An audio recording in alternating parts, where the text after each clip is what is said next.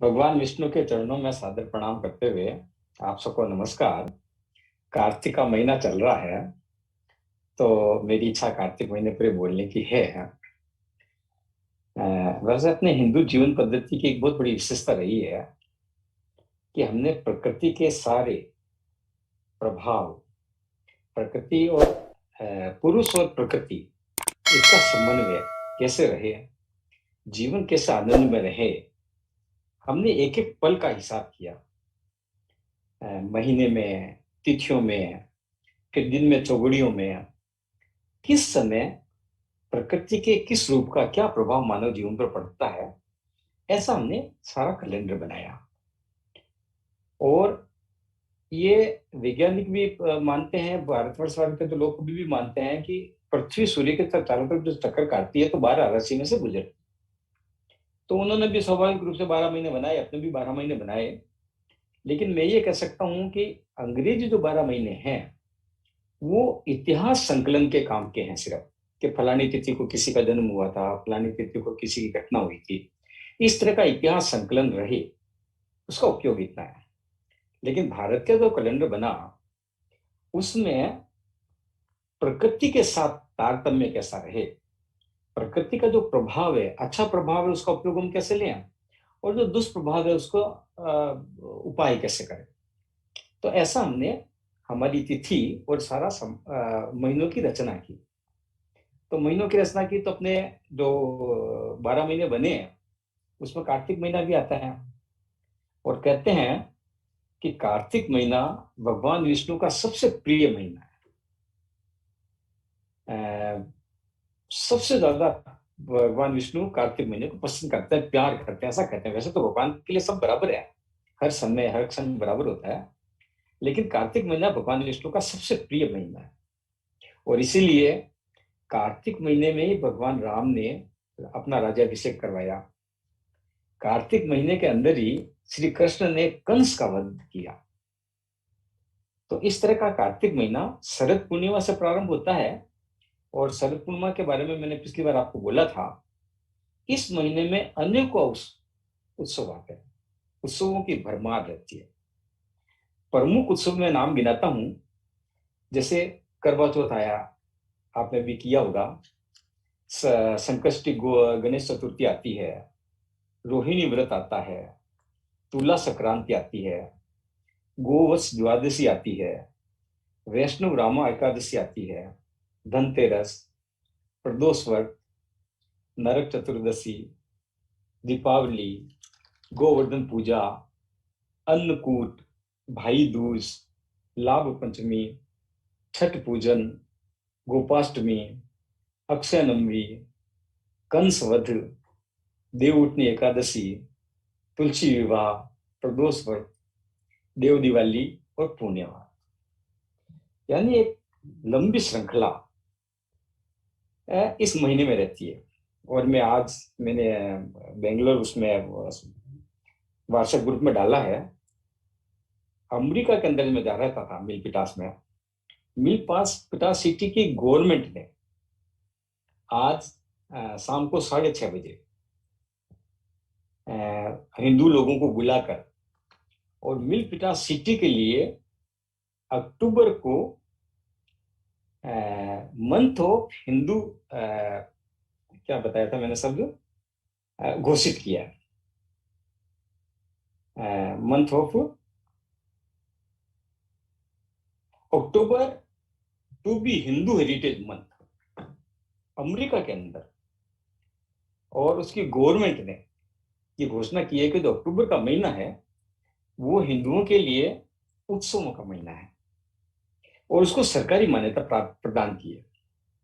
ये कार्तिक महीने का महत्व है। अब कार्तिक महीने में इतने सारे उत्सव आते हैं, तो सारे उत्सवों की चर्चा मैं आज नहीं कर पाऊंगा, कोशिश करूंगा एक दो उत्सवों की चर्चा करूं। सबसे बड़ा कार्तिक में होता कार्तिक स्नान। कार्तिक स्नान का बहुत बड़ा वैज्ञानिक लाभ है, मनोवैज्ञानिक और धर्म का लाभ तो है ही। अब देखो, पानी पानी का एक बहुत सिस्टमेटिक आधार है। गर्मियों के अंदर वो पृथ्वी में से पानी वाष्पित होकर बादल का रूप लेता है। उसके बाद में ये सावन भादो आते हैं। वैसे सावन भादो जब आते हैं तो इसको चौमासा बोलते हैं, 4 महीना। 4 महीने के अंदर एक विशेष तरह का जीवन जीना चाहिए, ऐसा रहता है। तो उस समय पानी का वितरण भगवान विभिन्न स्थान, पृथ्वी के स्थानों पर करता है, पहाड़ों में करता है। अब वो पानी पहाड़ों से होता हुआ, विविध नदियों में से होता हुआ, बहुत सारे केमिकल अपने अंदर घोलता हुआ, और केवल केमिकल ही नहीं, तो चंद्र किरणें, सूर्य किरणें, इनसे केमिकल क्रियाएं करता हुआ बहता है। तो बहते बहते सावन भादो और अश्विनी में वो अपने आप को तैयार करता है। मतलब जो प्रोसेस होता है, जैसे दाल बनाते हैं तो पहले 15-45 मिनट तक दाल पकती है और फिर छोंक लगाते हैं। तो ये जो सावन भादो और अश्विनी महीना है, इसमें पानी विविध रूपों में बहता हुआ, विभिन्न स्थानों से निकलता हुआ, उसमें फास्फोरस मिलती है, गंधक मिलती है, कई खनिज मिलते हैं, कई खराब चीजें जो बहकर आ गई है वो जमती है। ऐसे करके कार्तिक मास के अंदर नदियों का पानी बड़ा निर्मल और रासायनिक बन जाता है।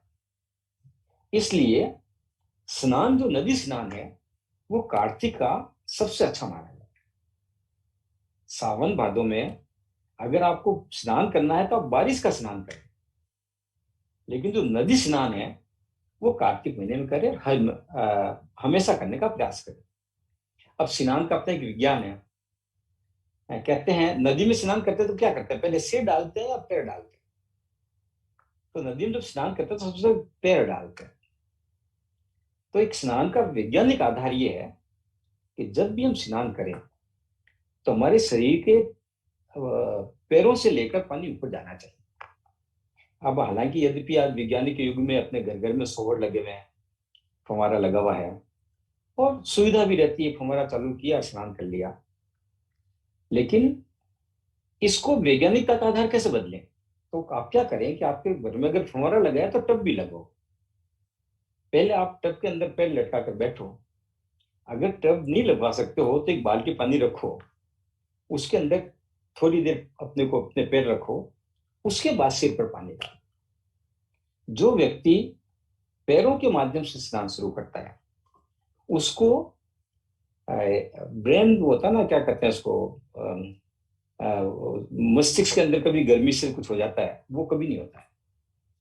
लेकिन जो व्यक्ति बिल्कुल सिर से स्नान शुरू करता है तो गर्मी का जो संचलन है, प्रवाह है, वो विपरीत दिशा में होता है, और उस कारण से चिकित्सीय पद्धति ठीक नहीं। अब स्नान का दूसरा महत्व यह है, सिद्धांत यह है कि नदी के अंदर जब जाते हैं तो ऐसा थोड़ी कि अपन जाती छलांग लगाते हैं, डिप लगाते हैं। अपन घाट पर जाएंगे, कमर तक पानी में खड़े रहें, थोड़ी देर तक शरीर का टेम्परेचर पानी के टेम्परेचर के बराबर होने दें, फिर कमर के ऊपर का हिस्सा पानी में डालें। तो ये पद्धति भी प्रारंभ करें, कोशिश करें कि घर के अंदर स्नान, यानी अपने शरीर का जो तापमान है और जो पानी का टेम्परेचर है वो एक समान होना चाहिए। वैसे तो ठंडे पानी से ही नहाना स्वास्थ्य के लिए सबसे ज्यादा लाभप्रद है, लेकिन आप लोग अगर स्वास्थ्य का ध्यान नहीं रखते हैं, आप शारीरिक रूप से कमजोर हैं, तो हो सकता है गर्म पानी से नहाना पड़े आपको। तो जैसे भी पानी से नहाना हो तो सबसे पहले अपने पैरों को उस पानी में रखकर थोड़ी देर तक शरीर का टेम्परेचर और पानी के टेम्परेचर को बराबर करना। और इसीलिए कार्तिक महीने में नदी स्नान, मतलब कार्तिक नहाना ऐसे आग्रह रहता है। तो प्रकृति, मतलब टेम्परेचर बराबर करने के बाद ही कमर के ऊपर का में पानी आए, इस बात का ध्यान रखना। और तीसरा सबसे बड़ा महत्वपूर्ण बात, वो बात यह है कि ऐसा पानी जिसने चंद्रमा की किरणों का अवशोषण किया है, आप समझने का प्रयत्न करना। चंद्रमा के की किरणों का से केमिकल युक्त हो गया, प्रक्रिया की है, और उस पानी से अगर आप नहाते हैं तो आपको सीधा लाभ मिलता है।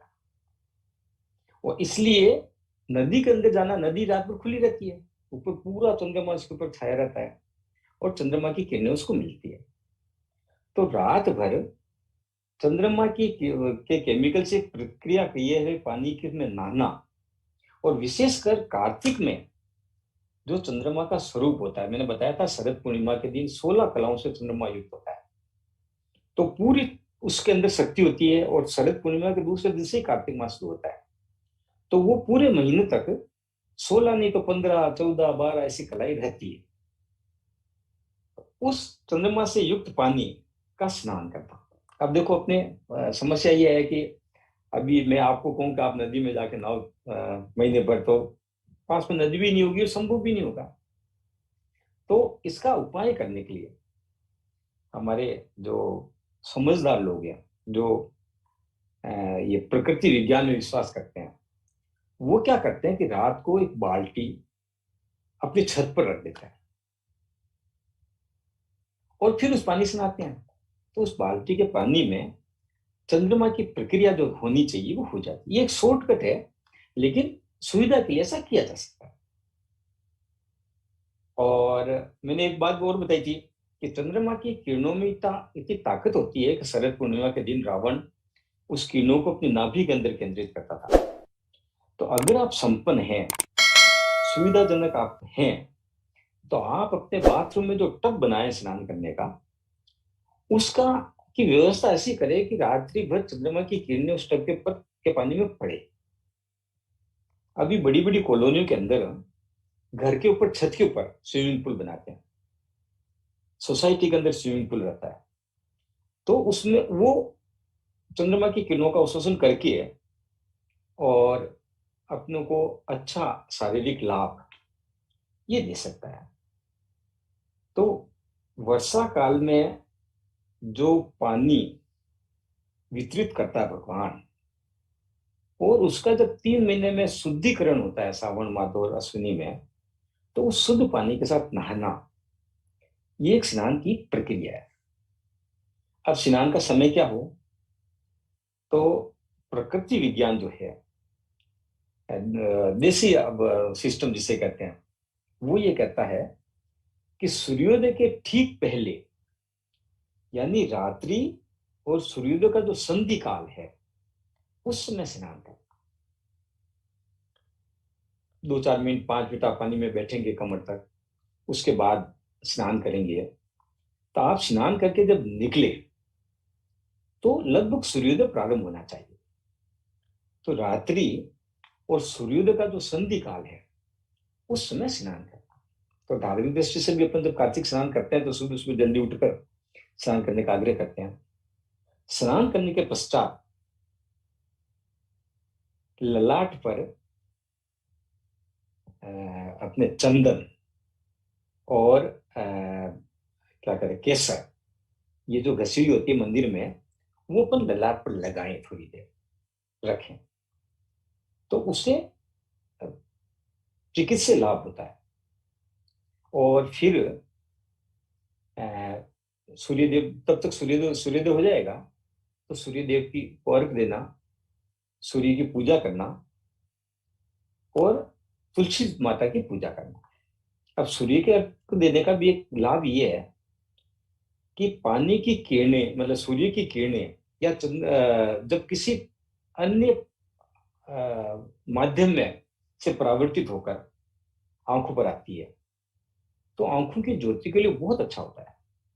तो जब हम इस तरह से अर्घ्य देते हैं, तो ध्यान ये रहे कि सूर्य और आंखों के बीच में से वो पानी गिरे, तो जो सूर्य की किरणें हैं वो उस पानी में से होती हुई आपकी आंखों में आए। ये सूर्य अर्घ्य देने का एक वैज्ञानिक आधार कारण। फिर तुलसी जी को पानी दें और उनकी परिक्रमा करें। तुलसी को पानी देना, इसका भी एक वैज्ञानिक आधार है। हर पौधा 12 घंटे तक ऑक्सीजन छोड़ता है और 12 घंटे तक कार्बन डाइऑक्साइड छोड़ता है, लेकिन तुलसी का पौधा एक ऐसा पौधा है जो लगातार ऑक्सीजन छोड़ता है। जैसे ही आप पानी देंगे, त्यों ही उसके चारों तरफ एक ऑक्सीजन का लेयर, एक वातावरण बनता है। तो तुलसी को पानी देना और 7 परिक्रमा करना, ये कार्तिक महीने में हर समय करना चाहिए। नहीं तो अपने एक तय कर दिया कि भी सबसे ज्यादा लाभ जिस महीने में हो उस महीने में कर लो। तो कार्तिक स्नान का एक महत्व है। अब इस महीने में खूब सारे त्योहार आते हैं, तो एक दो त्योहारों की समय के अनुसार मैं चर्चा करूंगा। हालांकि कांता जी कहेंगे कि त्योहार जाने के बाद बताते हो, पहले नहीं बताते हो। पर जैसा आता त्योहार ऐसे करते हैं। तो सबसे पहले भी करवा चौथ गया। तो करवा चौथ जो है वो केवल व्रत रखना ऐसा महत्व नहीं है। व्रत रखने का महत्व तो है ही है, लेकिन ये करवा चौथ चौथ जो है वो एक बहुत बड़ी विश्वास का प्रतीक है। पति पत्नी हमेशा साथ रहेंगे, एक आधार है जीने का कि हम कभी अलग नहीं होंगे। और महिलाएं पति को स्वस्थ रहने के लिए, लंबी उम्र देने की कामनाएं करती है। ये एक मनोवैज्ञानिक आधार है। अब इस समय क्या करना चाहिए? जैसे मैंने बताया था कि शरद पूर्णिमा के दिन गृहस्थ को, पति पत्नी को साथ बैठकर चांदनी रात में और साल भर का हिसाब किताब करना चाहिए गृहस्थी का। अब जो करवा चौथ है वो है आपकी प्राकृतिक एनिवर्सरी। एक एनिवर्सरी तो मनाते हैं ऐतिहासिक, जिस दिन हमारी शादी हुई उस तारीख को हम एनिवर्सरी मनाते हैं, उस तिथि को एनिवर्सरी मनाते हैं। लेकिन करवा चौथ जो है वो सालाना प्राकृतिक एनिवर्सरी है। तो उस दिन महिला को व्रत करने के साथ साथ 16 श्रृंगार करना, संभव हो तो शादी वाला जोड़ा ही पहनना, और पति देव को भी दूल्हे की तरह सज कर, और वो जो मुंह देखने की बात होती है उसमें पत्नी का स्वागत करना, यानी renewal of the marriage anniversary जिसे कहते हैं। इस तरह का भाव दोनों के मन में रहे, क्योंकि शादी के बाद काफी औपचारिकता ऐसी हो जाती है कि चलो जीवन चल रहा है, तो जीवन में नवीनता बनी रहे।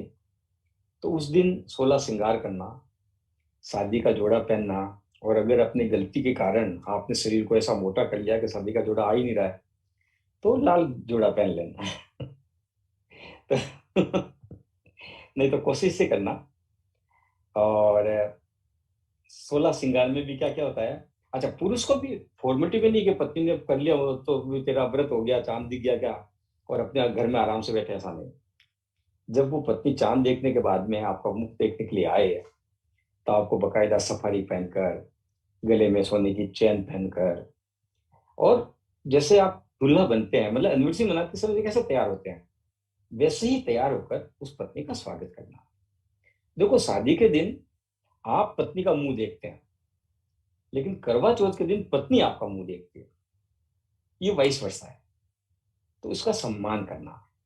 अब 16 श्रृंगार में आप सबको पता ही है, 16 श्रृंगार में मांग में सिंदूर है, माथे पर बिंदी है, आंखों में काजल है, हाथों में मेहंदी है, बालों में गजरा है, मांग में टीका है, मंगलसूत्र है, कर्णफूल है, कंगन, चूड़ी, लाल जोड़ा या शादी का जोड़ा, अंगूठी, कमरबंद, बिछिया, पायल, बाजूबंद और इत्र वगैरह लगाना, ऐसा प्रावधान है।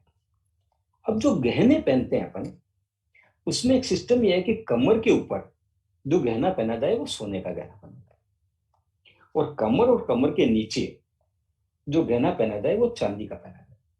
जैसे अपन बिछिया चांदी की पहनते हैं, पाइजेब चांदी की पहनते हैं, कमरबंद भी चांदी का पहनते हैं, लेकिन कमर के ऊपर मंगलसूत्र है, गले का हार है, टीका है, ये सब सोने के रहे। इसका एक वैज्ञानिक आधार भी रहा होगा, एक परंपरा ये है या ऐसा मानते हैं। और करवा चौथ के कारण में अपन एक बड़ा आग्रह करते हैं कि हमारा जन्म, अगले जन्म में भी हम वही पति पत्नी बनकर आए हैं, 7 जन्म तक हमारा रिश्ता। देखो, हमारी संस्कृति की विशेषता है। मैं भी अमेरिका से आया हूँ, तो वहां पर लोग, मतलब जैसे 10-20 साल हो गए शादी को, तो वो पूछते हैं कि you are still with same spouse, क्या आप 10 साल से उसी स्पाउस के साथ रह रहे हो? ये उनके लिए आश्चर्य होता है।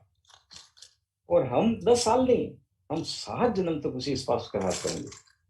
ये हमारी कल्पना है, ये हमारे जीवन का आधार है। और मुझे शुरू में जब ऐसे प्रश्न आते थे तो मुझे आश्चर्य होता था कि ऐसा कैसे पूछते हैं। मतलब वो कहते हैं यार इंडियंस इतने ग्रेट हैं कि हमारे यहाँ तो 10 साल अगर कोई साथ रह लिया तो लगता है कि दोनों में बहुत पेशेंस है। और थोड़ा सा भी एजेड व्यक्ति का पैर दिखता है तो वो पूछ लेते हैं कि you are still same spouse. तो हमारी संस्कृति सेम स्पाउस इस लाइफ की बात नहीं है, 7 जन्म तक हमारा संबंध रहेगा, ये एक संस्कृति है हमारी। और इस संस्कृति का हर साल रिन्यूअल होना चाहिए। तो करवा चौथ के दिन को हम एनिवर्सरी की तरह मनाएं। ये परंपरा अगर शुरू नहीं, वैसे तो करते ही होंगे सब, लेकिन शुरू नहीं हो तो करनी चाहिए। एक इस दिन और पद्धति रहती है कि सूर्योदय से पहले, व्रत रखने के सूर्योदय से पहले अपन जो करवा चौथ करने वाली महिला है वो नाश्ता करती है, खाना खाती है, उसको सरगी बोलते हैं, सरगी कलेवा। अब इसकी भी एक पद्धति है कि वो जो सरगी कलेवा है वो उसकी सास बनाकर उसको दे, उसके लिए रात को तैयारी करे, बड़ी प्रेम भाव के साथ बनाए। तो सासू और बहू का जो पुत्री और माता का संबंध है वो एक संबंध बने। अब सगरी में क्या क्या बनाना है, वो 9 चीजें भी हो सकती है, 11 चीजें भी हो सकती है, लेकिन भाव ये है कि घर की सास बहू के लिए बड़े एक दिन पहले मेरे को मेरे बहू के लिए बनाना है, मेरे बहू के लिए बनाना है, मेरे बहू को ये देना है। और सगरी के सम्मान के साथ साथ वो कुछ उपहार भी दे सकती है, कुछ कपड़े हैं, कुछ चूड़ियां हैं, हेयर बैंड है, काजल बिंदी है, 16 श्रृंगार के साधन है। पर घर में एक दिन पहले ऐसा वातावरण बनना चाहिए, उस बहू को ऐसा लगना चाहिए कि मेरा बहुत सम्मान हो रहा है। अब जैसे मैंने बताया ना, ये शादी की सालगिरह का उत्सव है, तो पहली बार जब बहू आती घर में तो कितने अच्छे से करके सास उसका स्वागत करती है, करती है कि नहीं करती है?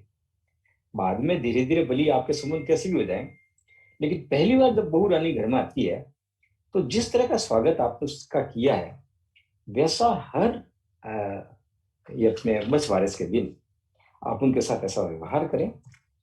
और मैं सोचता हूँ समय बहुत हो गया है और इस महीने के उत्सव है बहुत, तो एक एक उत्सव पर और बोलते रहेंगे धीरे धीरे। सबको प्रणाम। भैया आपकी बातें तो हमेशा प्रेरणा देती है भैया, बहुत अच्छी अच्छी बातें बताते हैं। हमें समय का ध्यान नहीं रहता भैया, जब आप बोलते हो जब ऐसे लगता सुनते चलो। ठीक है, प्रणाम करती हूँ भैया। वेलकम सुरेश भैया, आप ही बोलिए माखन भैया के लिए और आज की भजन संध्या को लेके 2 शब्द। सबको जय श्री कृष्णा। आवाज आ रही है ना? आ रही है। हाँ, आए हुए सबका बहुत बहुत स्वागत है, सबका धन्यवाद भी है। बहुत कीमती टाइम निकाल के 2 घंटा तक, आज समझो 2.25 घंटा हो गए, बहुत अच्छे अच्छे भजन भी सुने। और गोयल जी ने यह नई नई बातें जो बताई कार्तिक महीने की, वो भी हमने सुनी है। यह सब ज्ञान की बातें सुनने को मिली है। और ये मंगलवार को जो हमारा भगवान ने किया रचाया है, इसकी तो कोई सराहनीय करने जैसी कोई बात ही नहीं है। बहुत अद्भुत हमारे लिए काम हो गया, जीवन का एक लक्ष्य बन गया है। अभी मंगलवार को हमारे को भगवान की चर्चा करनी है।